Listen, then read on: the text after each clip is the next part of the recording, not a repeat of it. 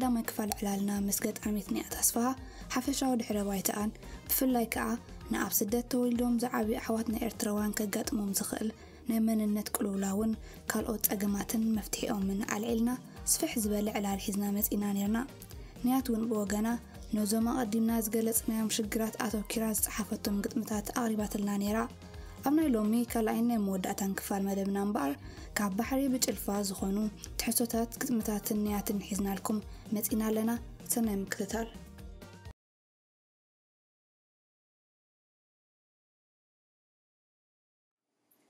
Something inside.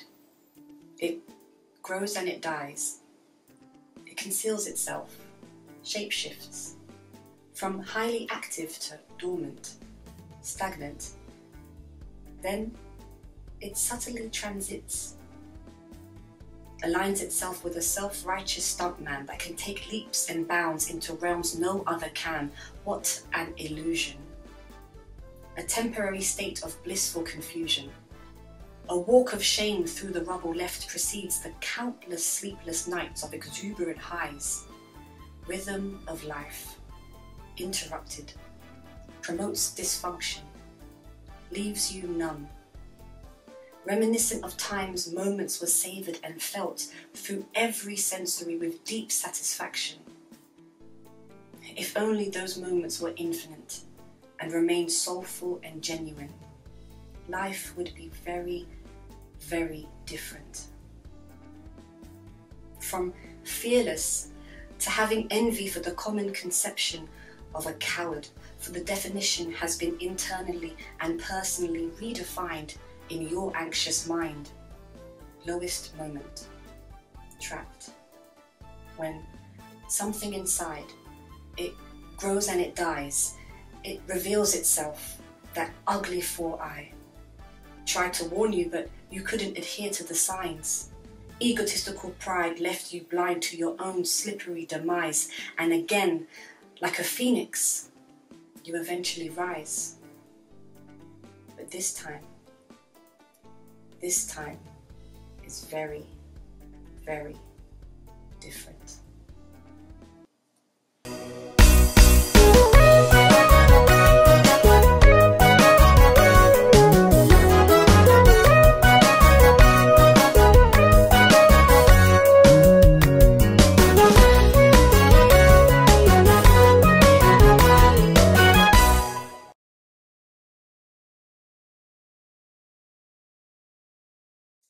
My next poem is entitled Limitless, and it's dedicated to every single Eritrean woman, every single strong queen that we have in our community, in our country, in the diaspora, who continue to provide for their family with dignity and grace and strength.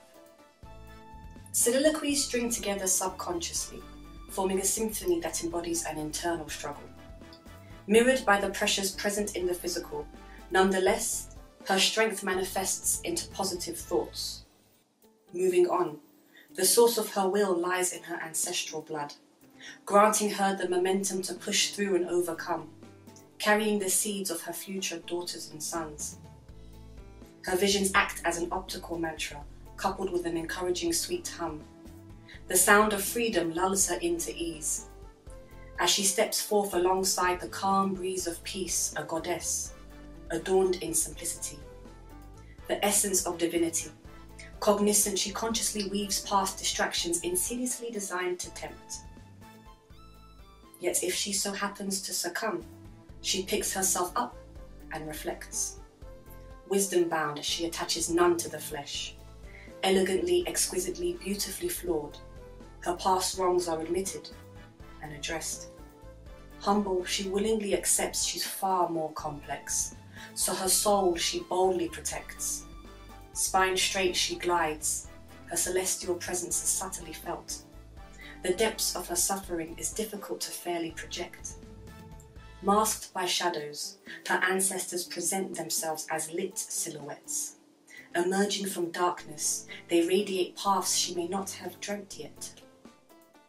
As she astral projects, taught by past queens that self-pity she should casually neglect. It's hideous to be hopeless, so she summons the courage to pivot her neck. Facing the heavens, her spirit soars limitless. Facing the heavens as the beams of Ra bless her every step. Her free spirit soars limitless.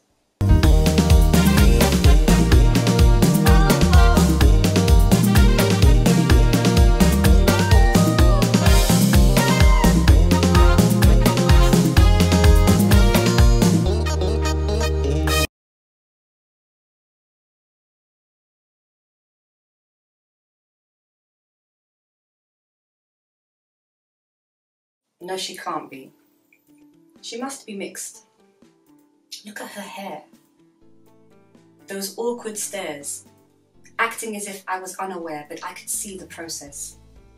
Eliminating countries from various continents, assigning me to nationalities that could justify my slender nose, the length of my hair, the complexion I wear.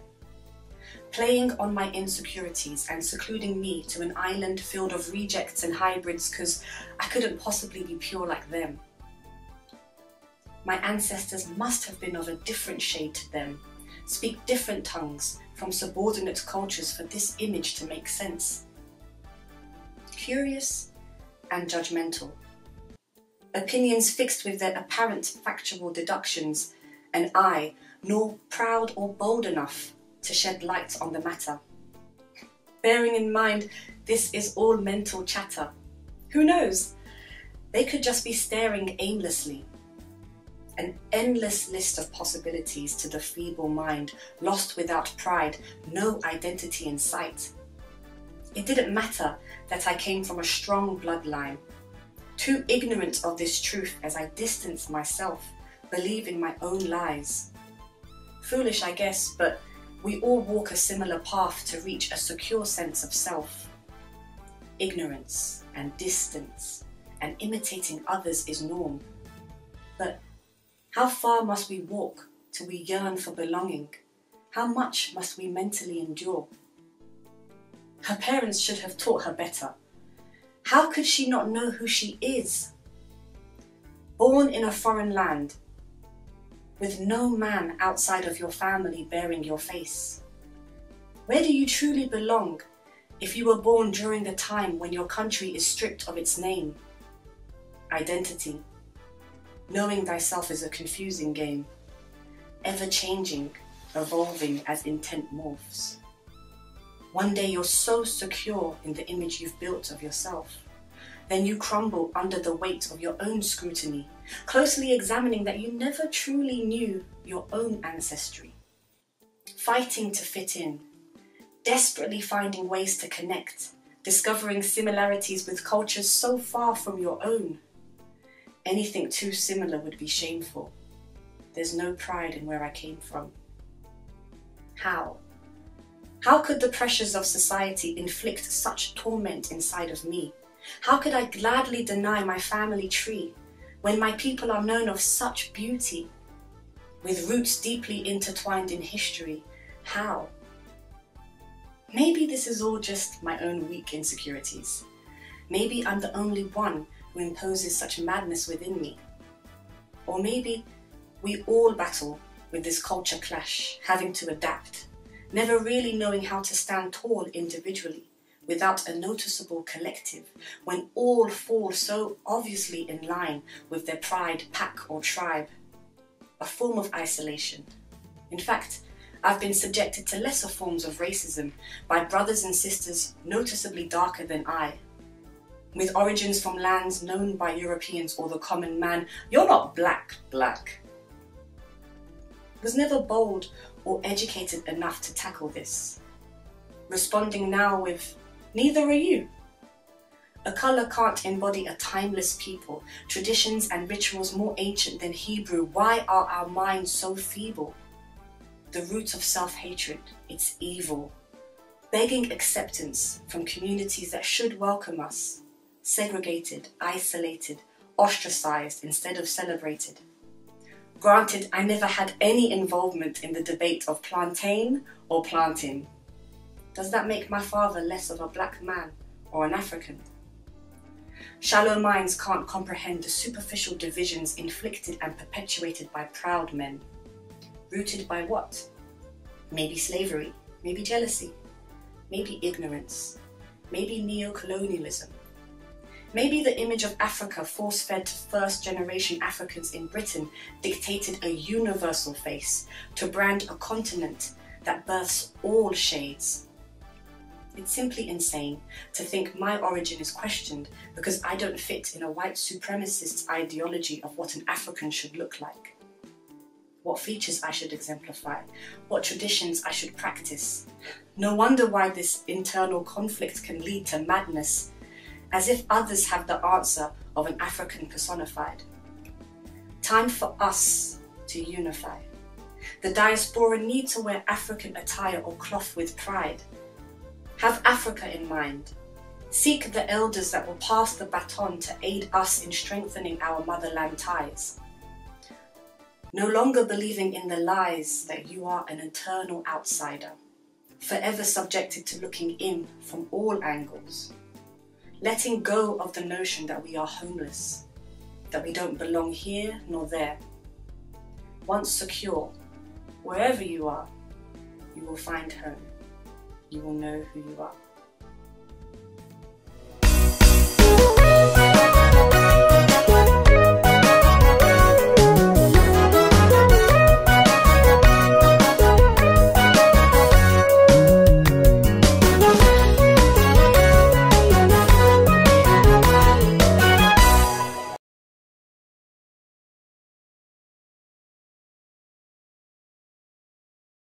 Pressing soft lips to the cold tip of a gun, she adds up the prose, closes eyes, then presses. The silence is deafening, as the money-hungry con sold her a faulty piece. An intended clear mind now left questioning questions. Staring at the Lord's twinkling eyes, she finds a desire to scream. For relief? No. As pieces of her soul yearn to rest, she's tired of lying eyes wide, closed mind on a blanket of regrets. Smidgens of her soul trapped in memories replayed over and over again. She's tried, but countless failures keep her feeling comforted by depression, closed to the present. Hours have been spent and lost altering past not so learned lessons. She's mastered this. Somewhat a mindful secret profession, she hides this life like a concealed priceless possession, precisely pinpointing past moments, expanding on the possibilities, opening imaginary realms, simultaneously closing doors to her destiny. For journeying through romantic dimensions rarely results in returning to reality. She's been gone for so long. Everything feels disingenuous. No longer comfortable in her own presence, she seeks solace in these therapeutic, pitiful fantasies. Dreams that whisk her away from the sheer agony. But she's so beautiful and so young. Staring down the barrel of a useless gun, forcing herself to reevaluate, she paces. Rapid thoughts that were once embraced suddenly dissipating. Maybe it's not too late. Maybe I'm not meant to not be saved. Lord knows I want to be okay. Looking at things differently, God graces her with overwhelming clarity, a glimpse of foresight. Tingling sensations causing the emergence of suppressed shock waves, heart palpitations. This can't be hope. Forgotten feelings rushing through her being, forced to look up and stop searching for meanings, but simply be in the moment. She can't even feel the tears streaming. Floating, she looks down at her former self, believing now all that was said as a child, all that was directed to her by professional strangers and caring passerbys. There is a way out. Opening her eye to an open mind, bravely stepping towards the unfamiliar light, the unknown no longer frightens her. Clenching the hands of hope, she glides, pacing her steady strides to admire a new world unfolding. There's beauty in everything. Reborn. Revelations revealing a righteous path to a beautifully serene source of this peaceful feeling. Begin being. Begin being. Begin